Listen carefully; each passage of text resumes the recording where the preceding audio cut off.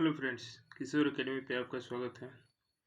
आज class 10th के प्रमेय 6.1 देख रहे हैं, जिसे थेल्स प्रमेय के नाम से भी जानते हैं। इस प्रमेय का सबसे पहले कथन देख रहे हैं। यदि किसी त्रिभुज के एक भुजा के समानांतर अन्य दो भुजाओं को भिन्न भिन्न बिंदुओं पर प्रतिच्छेद करने के लिए एक रेखा खींची जाए तो ये अन्य दो भुजाएं एक ही अनुपात में विभाजित हो जाती है। जैसे कि आप देख रहे हैं, हमने पहले एक त्रिभुज बना लिया है जो BC के समानांतर DE है, और यहाँ हमने रचना इसको सिद्ध करने के लिए रचना करना पड़ता है।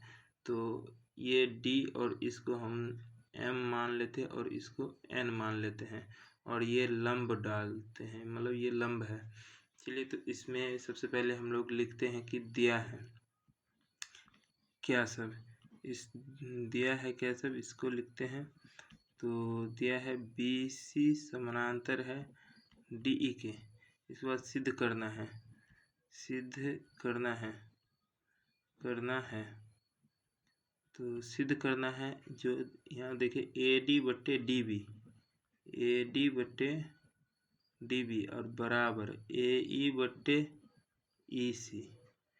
तो इसको सिद्ध करने के लिए हम लोग इसमें कुछ रचना करेंगे। जैसे कि आप देख रहे हैं कि DM लंब हमने डाला है AE पर और EN लंब डाला है AD पे। तो इसको लिख लेते हैं। रचना क्या किए हैं, तो EN यहाँ देख सकते हैं, EN जो लंब डाले हैं हमने वो AD पर और DM लंब डालना है हमने AE पर लंब डाला और BE और DC को मिलाया। इसके बाद जैसे कि आप लोग जानते हैं कि त्रिभुज का जो क्षेत्रफल होता है, तो हम लोगों को सबसे पहले उपपत्ति में लिखना है।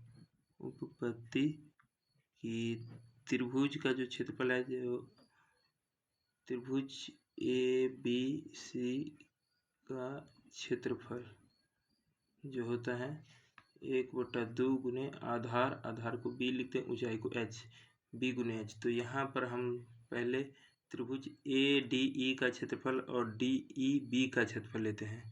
तो त्रिभुज ADE का क्षेत्रफल, तो जो त्रिभुज का क्षेत्रफल होता है जो सामान्य होता है 1/2 गुने आधार यहाँ इस त्रिभुज में लेते हैं AD गुने जो ऊंचाई है वो EN है। इसके बाद इसी तरह से इस त्रिभुज में आप देख सकते हैं DEB में, त्रिभुज DEB का क्षेत्रफल, इसका भी क्षेत्रफल हो जाएगा 1/2 गुने आधार, इसका आधार हो जाएगा DB और ऊंचाई हो जाएगा, ऊंचाई इसमें भी यही लेंगे हम लोग, EN ही ऊंचाई लेंगे, क्योंकि किसी भी त्रिभुज जब हम बनाते हैं तो ऊंचाई जो होता है वो परपेंडिकुलर होता है। तो परपेंडिकुलर ये ऊंचाई नहीं है, परपेंडिकुलर ये ऊंचाई है। तो इसलिए इसको समीकरण 1 और इसको समीकरण 2 लेंगे। इसके बाद समीकरण 1 को समीकरण 2 से भाग दे देंगे। समीकरण 1 भागा समीकरण 2 और कुछ भी नहीं करना है, बहुत ही आसान है ये।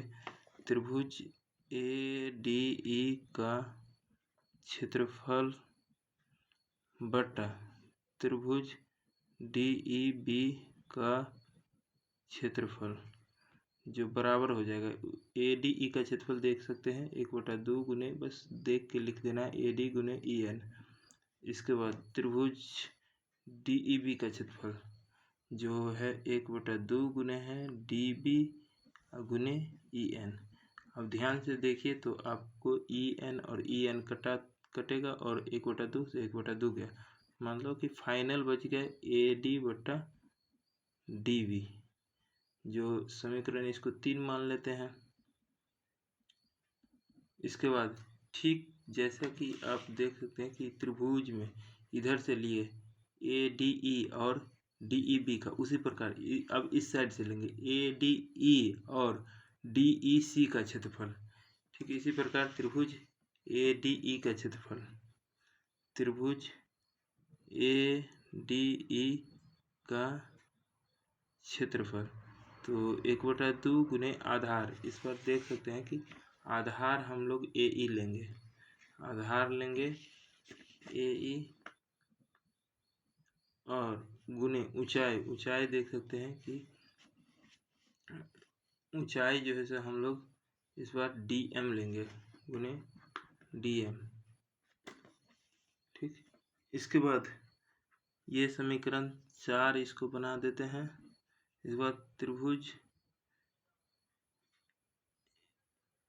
इसके बाद इधर वाला त्रिभुज आप देख सकते हैं कि DEC का क्षेत्रफल, तो त्रिभुज DEC का क्षेत्रफल जो बराबर हो जाएगा 1/2 गुने आधार, इसमें देख सकते हैं आधार हो जाएगा EC और ऊंचाई को हम यही DM ही लेंगे, आधार हो जाएगा EC और गुने ऊंचाई DM ही हो जाएगा। ये समीकरण 5 हो गया। फिर से पुनः समीकरण 4 को भाग देंगे समीकरण 5 से, समीकरण 4 भागा समीकरण 5, समीकरण 5, तो आप देखिए बस इसको लिख के देख के लिख दीजिए ADE का क्षेत्रफल बटा त्रिभुज DEC का क्षेत्रफल, जो 1/2 गुने AE गुने DM बटा 1/2 गुने EC गुने DM। फिर से देख सकते हैं ये DM से DM कट जाएगा, 1/2 से 1/2 कट जाएगा और फाइनल जो बच गया वो AE बटा EC बच गया। अब दोस्तों हम आपको बता रहे हैं कि अब जो है सर पहले आप लोगों ने पढ़ा होगा कि कोई दो समांतर रेखा होती है और उस दो समांतर रेखाओं के बीच में जो एक ही आधार, जैसे ये आधार लिए यहाँ से एक ही आधार पर बने त्रिभुजों का क्षेत्रफल हमेशा आपस में, जैसे एक त्रिभुज ये बना दे, इसी आधार से अगर एक त्रिभुज हम ये बना दिए तो इस त्रिभुज का क्षेत्रफल और इस त्रिभुज का क्षेत्रफल हमेशा बराबर होगा।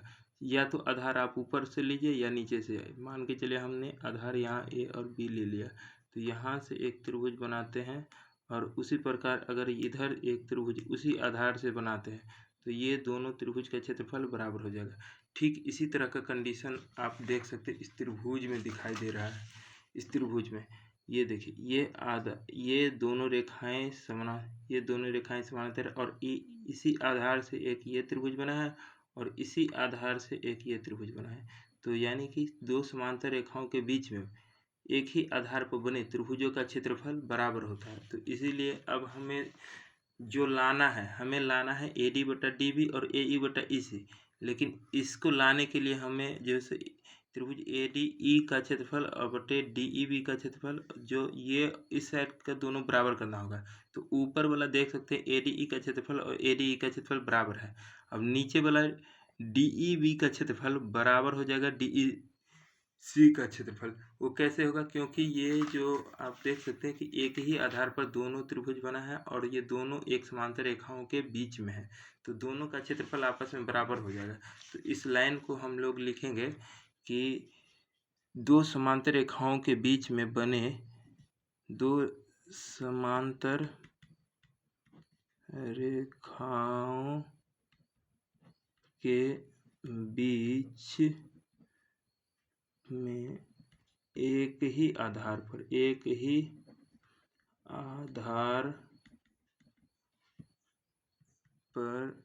बने दो त्रिभुज का क्षेत्रफल बराबर होता है। दोनों त्रिभुज का क्षेत्रफल बराबर होता है। तो इस प्रकार से आप देख सकते हैं ये जो त्रिभुज है, ये त्रिभुज और का क्षेत्रफल और इस त्रिभुज का क्षेत्रफल आपस में क्या हो जाएगा, बराबर हो जाएगा। यानी कि त्रिभुज DEB का क्षेत्रफल बराबर हो जाएगा त्रिभुज DEC का क्षेत्रफल। तो यहाँ लिख लेंगे त्रिभुज डी ई बी का क्षेत्रफल और बराबर हो जाएगा त्रिभुज डी ई सी का क्षेत्रफल। अब इसको लिख लेते हैं, ये इसको समीकरण जो है 5 था, यहाँ इसको समीकरण 6 बना देते हैं। तो अब इसको लिखते हैं त्रिभुज ए डी ई का क्षेत्रफल और बट्टे है त्रिभुज डी ई सी का क्षेत्रफल जो बराबर है, हमने क्या निकाला है ए ई बट्टा ई सी जो ये है। तो यहाँ हमने क्या देखा कि डी ई बी का जो इतना क्षेत्रफल उतना ही है डी ई सी का, यानी डी ई सी के क्षेत्रफल के जगह पे हम लोग लिख सकते हैं डी ई बी का क्षेत्रफल। तो ये डी ई सी के स्थान पर हमने डी ई बी का क्षेत्रफल लिख देते हैं। तो त्रिभुज ए डी ई का क्षेत्रफल बटा त्रिभुज डी ई बी का क्षेत्रफल जो बराबर हो जाएगा ए ई बटा ई सी। इसको समीकरण 7 मान लेते हैं। अब ध्यान से देखिए तो ये त्रिभुज ए डी ई का क्षेत्रफल बट्टे डी ई बी का क्षेत्रफल, अब वही जो है सो हम लोगों ने इधर निकाला है समीकरण 3 ए डी ई का क्षेत्रफल बट्टे डी ई बी का क्षेत्रफल, यानी कि ये दोनों समीकरण 3 और समीकरण 7 दोनों आपस में लेफ्ट साइड में बराबर है। तो लेफ्ट साइड में बराबर होगा तो राइट साइड में भी बराबर होगा। इसके स्थान पर हम लोग ये लिख सकते हैं, तो इसीलिए लिख देंगे समीकरण 3, यहाँ समीकरण 3 था और समीकरण इधर है 7। समीकरण 3 और समीकरण 7 से समीकरण 3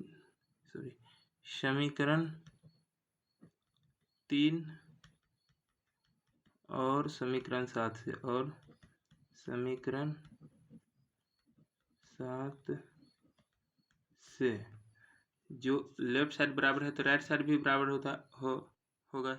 इसीलिए ये समीकरण 3 का क्या है ए डी बट्टे डी बी जो बराबर हो जाएगा ए ई बट्टे ई सी के, ए डी बट्टे डी बी जो बराबर हो जाएगा ए ई बट्टे ई सी के। और यही हमें सिद्ध करना था और प्रूव्ड हो गया। Thank you. अगर अच्छा लगा तो चैनल को लाइक, सब्सक्राइब एंड शेयर कीजिए। धन्यवाद।